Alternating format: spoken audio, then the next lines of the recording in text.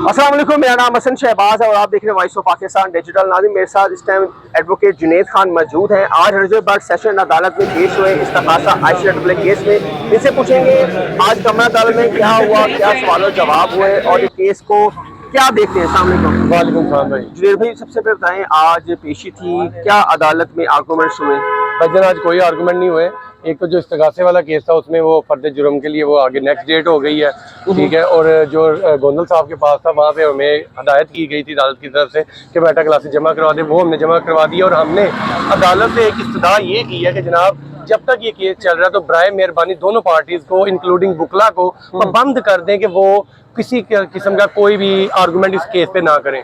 या देखिए, अगर हमें फेमस होने का शौक हो या हमें फेम की जरूरत हो तो हम कहेंगे जी जैसे चल रहा है चले, लेकिन इससे बहुत ज्यादा जो है ना मिसअंडरस्टैंडिंग पैदा हो रही हैं, मेरे बुकला भाइयों के दरमियान में हो रही है। क्योंकि जब रजब कोई बात करता है तो उसका मिस यूज हो जाता है। अब लास्ट टाइम रजब की एक स्टेटमेंट को मिस यूज किया गया, जिसमें उसने क्लियर बाद में किया भी हुआ था कि जनाब इसमें मेरा बुकला को कुछ नहीं कह रहा, तो लेकिन उसकी वजह से बुकला के दरमियान भी इख्तलाफात पैदा होते हैं। वकील हमारे भाई हैं, मैं सबसे पहले वकीलों को भी ये बता दूंगा कि हमारे लिए बड़े काबिल एहतराम है। मैंने काला कोट पहना हुआ तो मेरे लिए सबसे पहली प्रायोरिटी काला कोट। बिल्कुल ऐसा ही है। और रजब कभी भी वकीलों के खिलाफ नहीं बात कर सकता। उसकी वजह ये है कि उनकी इकलौती बहन है जिसका हस्बैंड वकील है, जवाब जिसने अपनी सिस्टर जो है वो एक वकील के घर में दी हो, वहां पे उसकी शादी की हो, वहां पर वो बंदा कैसे वकीलों के खिलाफ बात कर सकता है।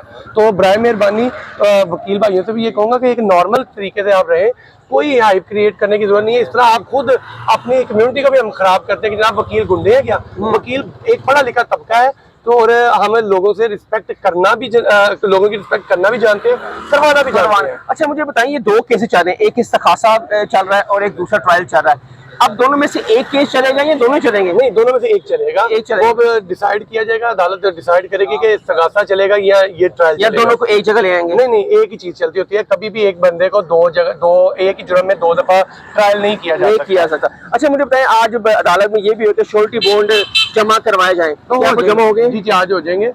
छुट्टियां थी ना, इस वजह से भी नहीं हो सके, तो इस वजह से अब आज हो जाएंगे।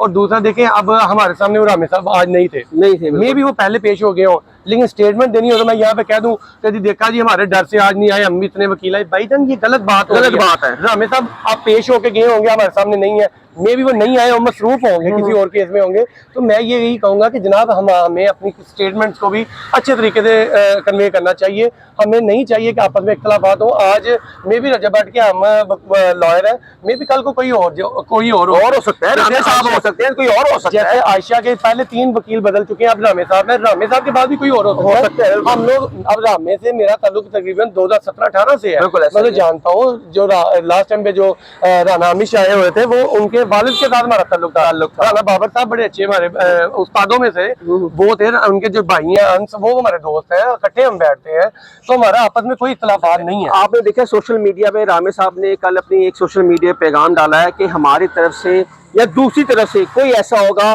तो हम इसके अगेंस्ट है, कोई वायलेट करे, कोई वायलेशन करे, हमारी तरफ से। और रजब बट मेरा छोटा भाई है, हम इस केस को बड़ा स्मूथली लेके चलना चाह रहे हैं। हम भी ये कह रहे हैं कि नॉर्मल चले इस केस। ये इससे बड़े बड़े केस पाकिस्तान में चल रहे हैं। ये जो सिक्योरिटी की बात करते हैं, ये रजब ने नहीं मांगी हुई। रजब पाकिस्तान का बड़ा यूट्यूबर है, तो उसे इसलिए दी गई है कि अगर खुदा न खासा उसके साथ कोई और बंदा भी, वकील नहीं, कोई और बंदा उसके साथ कोई यहाँ पे ऐसा हादसा कर देता है तो वो इंटरनेशनली मीडिया पे चलेगा। जैसे 11 तारीख को देख रहे थे आप, मीडिया पे चलेगा कि जनाब रजब भट्ट पाकिस्तान के यूट्यूबर पे ये हो गया। अदालतों की साख्त खराब होती है कि क्या अदालतें महफूज नहीं है, तो जस्ट उसके लिए सिक्योरिटी होती है। और सिक्योरिटी किसी को भी दी जा सकती है, वो जरूरी नहीं है कि रजब है तो उसे दी जाएगी, किसी और को भी दी जा सकती है। तो इसलिए नॉर्मल रहा करें, ये कोई बड़ा केस नहीं है। एक नॉर्मल फाइल की तरह रजब आते हैं, रजब जाके पेश होकर चला जाता है। आज ये भी बात हुई है अदालत में कि 3 से 4 साल तक लगता है केस चलेगा। ये सलमान का चलान अभी मुकम्मल नहीं है। हमने गुस्से में कहा प्रोसिक्यूशन को, उन्होंने कहा चलान कंप्लीट हुआ, उन्होंने कहा नहीं सर वो ऑब्जेक्शन लगी। जज साहब ने कहा क्या 2-4 साल लेने आपने चलान कंप्लीट करने में, इसे वेरी नेक्स्ट डेट पे आप लाजमी से। सलमान इस्तग़ासे वाले में पेश हो रहा है जी, इस्तग़ासे में उसका चलान अभी मुकम्मल नहीं हुआ, नहीं उसकी हद तक नहीं आया, तो इंशाल्लाह देखिए मैं कहता हूँ कोई भी फैसला है यार, लेकिन प्लीज इसकी वजह से काले कोर्ट को लेट डाउन ना होने दें।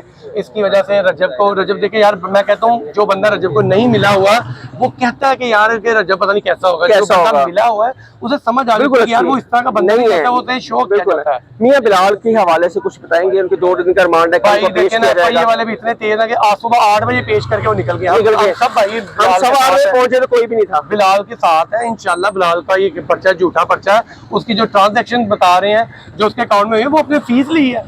मैंने 2 लाख रुपया आया मेरे अकाउंट में, बिल्कुल मैं इससे ज्यादा हम फीस लेते हैं, तो कल को वो क्लाइंट जाके कहते जनाब मैंने बाहर भेजने के लिए दी है, ये कोई बड़ा प्रूफ नहीं होता। कल जो जुडिशियल हो जाएंगे मियां बिलाल इंशाल्लाह हो जाएगी इंशाल्लाह भाई, तो जुडिशियल से पहले हमारी ये है कि हम डिस्चार्ज करवाएं। क्या लगता है कि एफआईए ने इतनी जल्दी पेश कर दी? 8 बजे अदालत का टाइम है, 8 बजे से 10 ये एफआईए वाले बेल लगा, मैं कहता हूँ ये एक वकील के साथ ये कर रहे हैं तो आम बंदे के साथ क्या कर रहे होंगे। आपको पता है कि एफआईआर ऐसे एप्लीकेशन या ऐसे पर्चा नहीं दीजिए, पूरा उसकी इंटेरोगेट करती है, इंक्वायरी करके इंक्वायरी कंप्लीट भी नहीं हुई तो उसका बिठा लिया कि जी हमने दे देना पर्चा। केस को कब तक वाइंड अप देख रहे हैं आप? आयशा जट वाला तो देखे थोड़ा टाइम लग जाएगा क्योंकि इस्तगासा है अभी, तो मैं भी उसमें 2-4 डेटें लगे। आप दोनों को बता दिए कि आप किसी पॉडकास्ट किसी भी इंटरव्यू में डिस्कस करें केस। हमने सबमिशन किया, अगर अदालत का ऑर्डर आ जाए तो ये बड़ा अच्छा होगा कि डिस्कस ना किया जाए, ये अदालतों में डिस्कस हो, ये सिर्फ अदालत के अंदर जो आर्गुमेंट होने वहीं पे डिस्कस हो, इसके अलावा ना हो। और ये अगर ऑर्डर आ जाता है तो मेरे जितने सहाफी भाई हैं ना इनको भी सुकून हो जाएगा, इनकी वजह से आधा केस इनकी वजह से खराब है, यकीन करें। जुनेद साहब ने क्या इधर उंगली की है, साहबियों से बात करो यार, वो मिस यूज कर देते स्टेटमेंट को, आपको ज्यादा आर्ट आती है आप साहबियों को, इसलिए हम कह रहे हैं। नाज़रीन, जेद खान हमारे बड़े प्यारे भाई हैं और ये मौजूद थे, और आज आयशा जट के हवाले से केस लगा था। मान डोगर, हैदर और जवाद अली और रजब भट्ट आज सेशन अदालत में पेश हुए हैं। अब मेटा क्लासेस रजब भट्ट की सबमिट करवा दी रजब भट्ट ने, और ये भी कहा है कि आज तक ये मेटा क्लासेस ऑन कनेक्ट और वीडियो कैसे बनेगी। काजी हसन शहबाज कमेंट सेक्शन आपके लिए अपनी राय का इज़हार कीजिएगा।